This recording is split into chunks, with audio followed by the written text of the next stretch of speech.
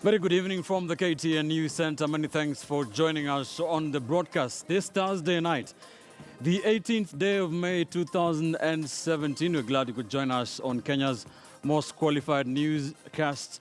I am Ben Kitili. Let's take a look at the top stories tonight. Today being 82 days to the August 8th general election. The top stories tonight.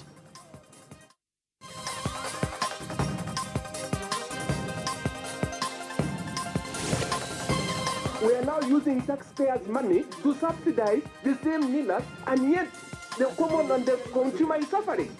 So was the current food shortage deliberately generated? And if so, by whom? That Kalonzo Musyoka then does submit himself as a Wiper presidential candidate and subsequently as the running mate to Raila Odinga. Submitted list of aspirants reveal some surprises. Currently, of the 157 judges that we have, 66 are women. The justice has not yet been done to the total satisfaction of our women. Plus, rising pressure to approve and implement the two-thirds gender rule. The time is right. The time, there can't be a better time than now. And it's a battle between son and mother in Bomet in the coming elections.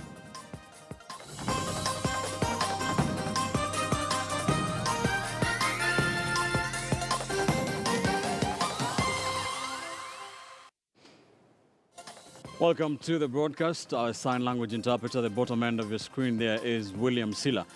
It is now emerging that the current food shortage in the country may have been deliberately generated. This became apparent after Agriculture Secretary Willie Bett and his PS, Dr. Richard Lesiampe, appeared before the Parliamentary Committee on Agriculture today. The CS blamed farmers and millers for hoarding close to 10 million tons of maize in anticipation for higher prices. Yusuf Ibrahim is working on that story. We shall be giving you the details and the pictures later on here on this broadcast. President Uhuru Kenyatta is urging the judiciary to exert pressure on legislators to pass laws that will realize gender equality. President Kenyatta also asked Kenyans to elect leaders who will place their needs above their own. The president was speaking at the official opening of the 15th International Association of Women Judges Conference. Mashirima Kapombe begins our broadcast tonight. Holds women back. And very importantly, judges and magistrates from 14 countries across the globe met for the second day in a row during the official opening of a conference that highlights key areas concerning gender. A meeting whose theme even President Uhuru Kenyatta agrees is relevant. But let me say, ladies and gentlemen, that justice has not yet been done to the total satisfaction of our women. They are still underrepresented in the legislature and in many other public and private decision-making and governance forums. At a time when the gender rule debate was reintroduced in Parliament after flopping severally, President Kenyatta urged everyone to play their part. I wish to assure you that I and my government will be open to your recommendations and initiatives.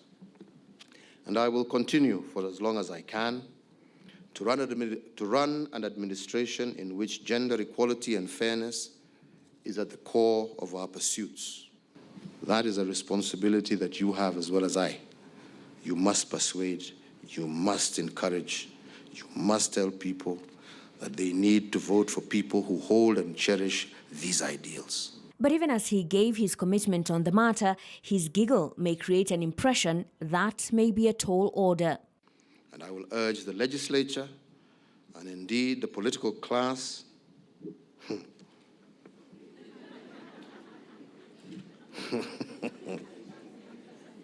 that occupies it to be similarly engaged with your great mission, particularly on the issue of gender representation and the two-third rule. That notwithstanding, the judiciary in Kenya was lauded for coming close to achieving equality. Currently, of the 157 judges that we have, 66 are women, while 91 are men.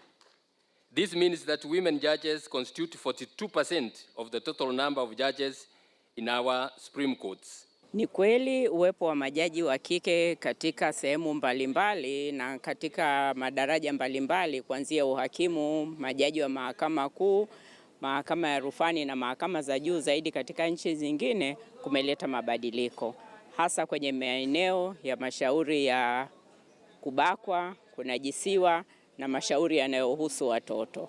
That is why I suggested judicial activism. In accordance with the Constitution, the rules, the law and the rules of court. If we apply that, you understand, so surely it's in support of women. But our main problem, they are the men, frustrating every aspect of our life. The conference, which began on Wednesday, ends tomorrow. Mashirima Kapombe, KTN News. This is often rooted in a culture. Into some politics now, and the Nairobi Governor Evans Kidero says he is not cowed by the Mike Sonko Polycarp Igathe duo. Kidero says he is ready for the battle for Nairobi and is confident that he will retain his seat. Senator Mike Sonko's reception in Eastleigh, Nairobi, has drawn lots of attention. Now that he not only introduced his running mate Polycarp Igathe to the masses, but also brought along Deputy President William Ruto. This latest development arousing the interest of incumbent governor for Nairobi, Evans Kidero. The issue of governorship has really disturbed and bothered the Jubilee team. They came with Liwe Liwalo. I even had it being repeated yesterday. Inyeshe ifanye nini, wataichukua. But they've tried many projects which have been croppers. Kidero, however, defended his record as county boss, performance that many critics have rated as below par. That doesn't merit another term. Kati ya Mike Sonko na yule jamaa Kidero, nani anaelewa shida ya Nairobi kuliko mwingine? Mimi na ndugu yangu Igathe tukiapishwa kama gavana wa Nairobi, tutahakikisha harassment ya wafanyi biashara hapa Eastleigh tunaenda kuimaliza. They started with Eugene Wamalwa, did not take off. Then they came with another project of Peter Kenneth. That also did not take off. In the 2013 general election, Kidero garnered 692,000 votes against now Kiambu aspirant Ferdinand Waititu of TNA, who got 617,000. Jim Nambaru of APK managed 52,000. Jubilee. In the senatorial race then, Mike Gideon Mbuvi Sonko, then of TNA, got 814,000 votes against Margaret Wanjiru of ODM with 526,000 votes. Sonko also got more votes than President Uhuru Kenyatta and opposition chief Raila Odinga in Nairobi County. Let me just add, this is Team E. Evans, Edwin, Esther. The other one is Team S. Nairobi occupies a place of pride for any political outfit worth its salt. Jubilee and NASA outfits making Nairobi a very big deal to bag. Mark Namaswa, KTN News. And now to the Independent Electoral and Boundaries Commission, where the final list of political party nominees is out. The list reveals what is believed to be the highest number of candidates ever presented by political parties at an election in Kenya. And in an interesting twist, Wiper leader Kalonzo Musyoka appears on the list as his party's presidential candidate. But the party has dismissed the development as one that has since been overtaken by events. Our senior reporter Rita Tinina now takes a closer look at the numbers and the stories behind them. With 81 days to the August polls, a picture of the number of aspirants in the election has taken shape, with political parties sponsoring more than 11,000 candidates, 8 eyeing the presidency. And curiously, Wiper leader Kalonzo Musyoka is one of them. We first submitted Kalonzo as a presidential flag bearer for the Wiper Democratic Movement, and then on the basis of the coalition arrangement of then CORD and now NASA, he shall be Raila's running mate. In the run-up to the NASA declaration of a joint candidate, Kalonzo had faced mounting pressure from sections of his party to run on his own, and having his name on the IEBC list as a candidate could cause anxiety in the coalition. But his Secretary General says there is no cause for alarm, and that it will all become clear when the presidential candidates present their nomination papers to the IEBC on the 28th and 29th of this month. Upon that, the submission of that nomination papers on the 28th or 29th, and on the basis of the legal instrument that defines the power sharing arrangement between the 5 participating NASA coalition parties. Nobody has to lose his identity at all. So there's need, therefore, for revocation of that submission of the paper as an application for candidature of. NASA will be the only coalition in the election, with Jubilee parties having collapsed into one outfit. In the very latest IEBC candidates list, other principals in the coalition are perhaps playing it safe. Ford Kenya leader Moses Wetangula, who has been promised the position of Deputy Premier Cabinet Secretary, is vying for the Bungoma senatorial seat.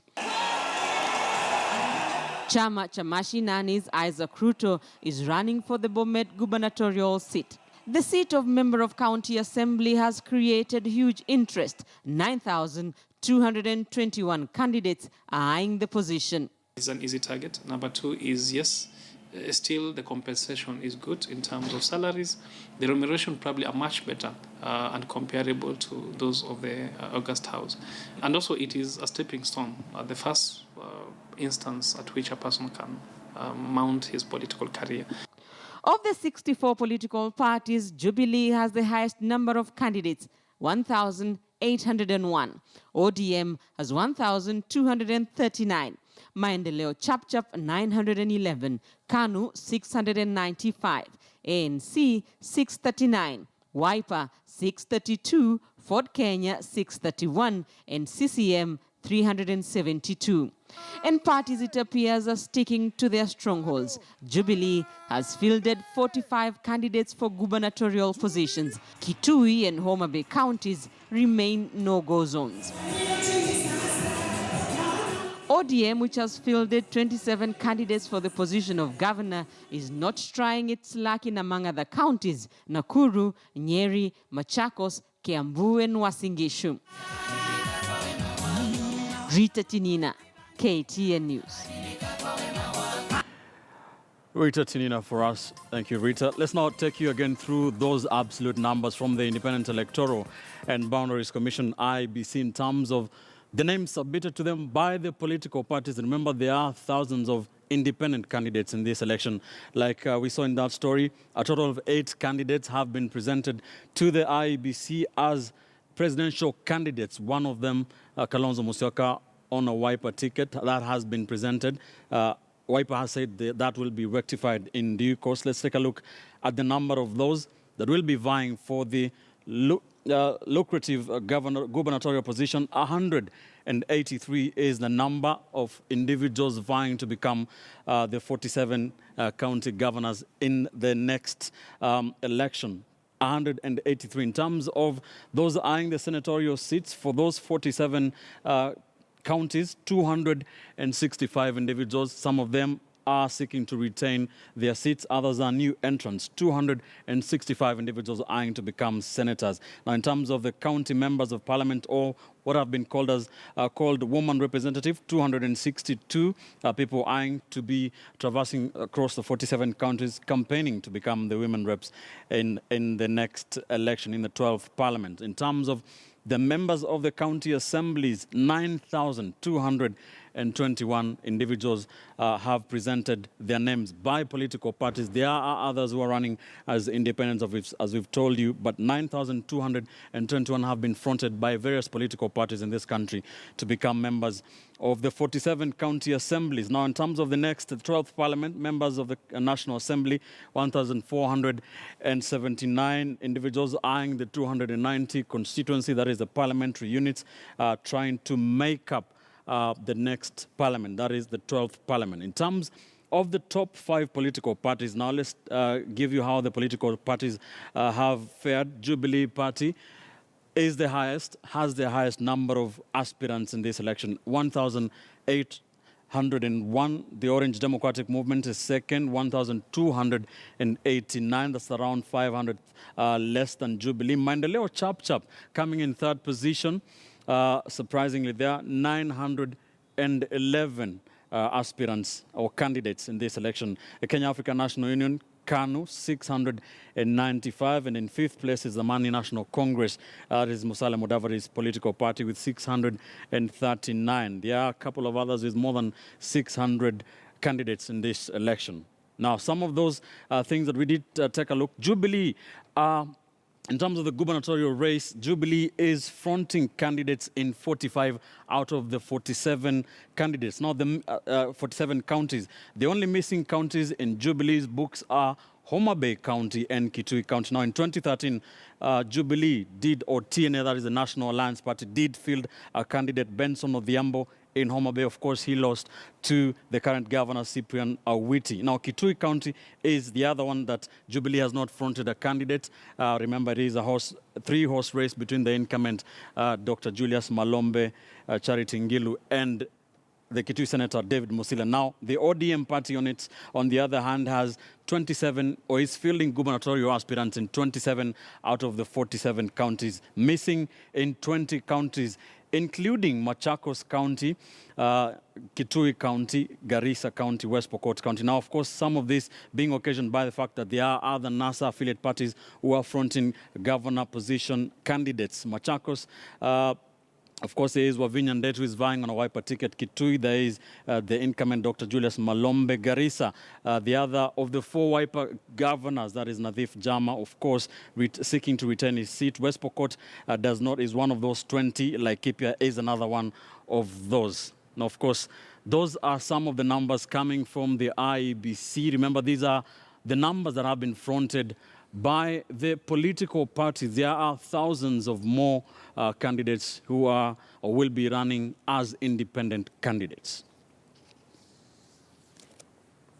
Let's now go to that top story, and it is emerging that the current food shortage in the country may have been deliberately generated. This becoming apparent after Agriculture Secretary Willie Bett and his Principal Secretary, Dr. Richard Lesiampe, appeared before the Parliamentary Committee on Agriculture. The CS blamed farmers and millers for hoarding close to 10 million tons of maize in anticipation of higher prices. Yusuf Ibrahim now reports.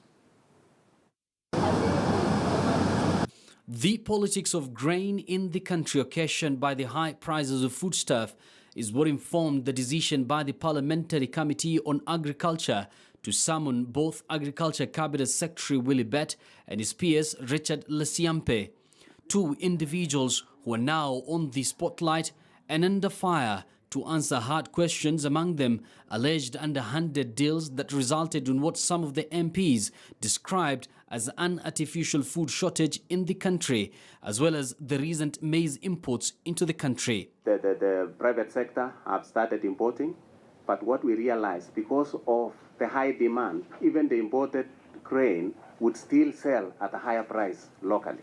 And that is why the government had to come in again, step in to subsidize. And with that, the CS opened a Pandora's box as he faced an avalanche of questions from the members of the committee, who asked him to explain, among other things, the glaring hindsight from the Ministry over the food crisis, as well as details of the Mexico maize imports. We are now using taxpayers' money to subsidize the same millers, and yet the common and the consumer is suffering. So that is my only issue, Chairman. I just want us also, so that if we are helping Kenyans and are supporting Kenyans, let us look at the margin the miller is also getting. That's all I'm asking. In total, how much did they pay these millers? And how have they come to calculate now our farmers within our country would now be paid at 3,600? How did they reach to that figure? Yet the miller is getting over 6,000 from the taxpayers. Millers are the ones who have created all these artificial shortages. And that is the reason why we were proposing to make regulations that are going to protect Kenyans in terms of regulating the millers from artificial. Order. It then turned into a blame game session, with the CS accusing farmers and millers of hoarding maize, while the committee members did not hesitate to blame the ministry for what they said was a lukewarm approach towards the crisis on hand. I was very quick to point out it is not in the interest of government to just import. We wanted to exhaust the availability of any grain in the country because our survey had indicated that some large-scale farmers and the traders were still holding some grain. During his submission, the CS was required by way of documentation to reveal the names of all the millers that allegedly ordered the imports, the quantity and type of maize imported, as well as details on how much millers were paid by the government in form of subsidy, among other things. All these after some of the members realized that the weaver was suspect. How much do you want me to repeat? I say it for all the importers that have mentioned their name. We want all those documentations to come before this committee before the end of the day, so that Kenyan can know how much were they subsidized. The documents in question are yet to be produced by the CS and his officials, who requested for time up until Thursday next week, when the committee will resume its sittings. Honorable Anyonyi, if you have maize, we told you the last time we were buying at 2,300, you refused. We gave you 2,500, you refused. We gave you 3,000, you refused. We have got depots in every part of our county, our country. And therefore, what we have now is 3,600. Please bring the maize, we shall buy it. The food shortage in the country, which has now metamorphosized into what is now being referred to as the politics of grain, is slowly turning into yet another scam if the glaring questions raised by the members of the Agriculture Committee fail to receive sufficient answers from the ministry officials. Yusuf Ibrahim, KTN News.